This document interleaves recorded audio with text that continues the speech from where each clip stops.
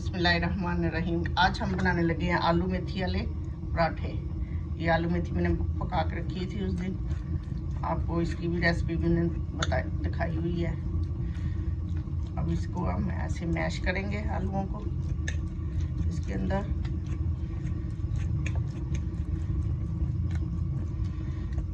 कांटे के साथ इसको हम ऐसे मैश कर लेंगे। हमने आलू इसके अंदर मैश कर लिए है अच्छी तरह।